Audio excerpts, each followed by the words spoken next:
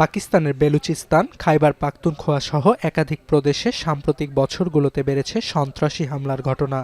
এতে প্রায় নিয়মিত প্রাণ হারাচ্ছেন অনেক বেসামরিক নাগরিক। হামলাগুলোর জন্য তেহরিকি তালেবান, ফিতনা আল খারিজ ও ফিতনা আল হিন্দুস্তান সহ বেশ কয়েকটি বিচ্ছিন্নতাবাদী গোষ্ঠীকে দায়ী করছে পাকিস্তানের সামরিক বাহিনী।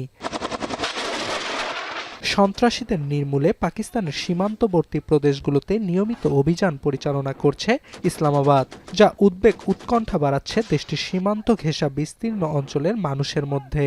সম্প্রতি খাইবার পাখতুনখোয়ার তিরা উপত্যকায় সন্ত্রাসীদের বিরুদ্ধে সম্ভাব্য সামরিক হামলার প্রস্তুতি নিয়েছে সামরিক বাহিনী। স্থানীয়দের দাবি, মসজিদে ঘোষণা দিয়ে অঞ্চলটির বাসিন্দাদের নিরাপদ স্থানে সরে যাওয়ার নির্দেশ দিয়েছে কর্তৃপক্ষ। এ কারণে ভারী তুষারপাত ও তীব্র শীতের মাঝেও তিরা উপত্যকা ছাড়ছে পরিবারগুলো। मस्जिद में ऐलान हुए कि 5 तारीख तक निकल जाओ, सब निकल रहे थे, हम भी निकले हुए। তবে ভিন্ন কথা বলছে পাকিস্তান সরকার। তীব্র শীতের এই মৌসুমে বাসিন্দাদের অঞ্চলটি ত্যাগ একটি স্বাভাবিক ঘটনা বলে জানিয়েছেন দেশটির প্রতিরক্ষা মন্ত্রী।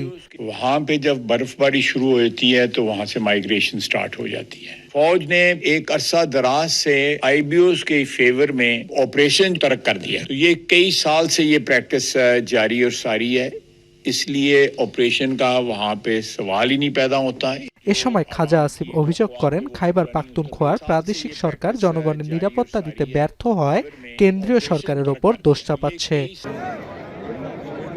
যদিও কেন্দ্রীয় সরকারের যুক্তিকে প্রত্যাখ্যান করেছে তিরা উপত্যকা ছেড়ে যাওয়া বাসিন্দারা।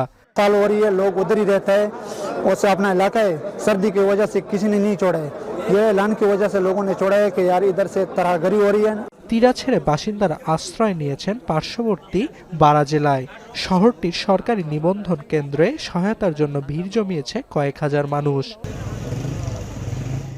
অর্ণব প্রসাদ, এখন বিশ্ব।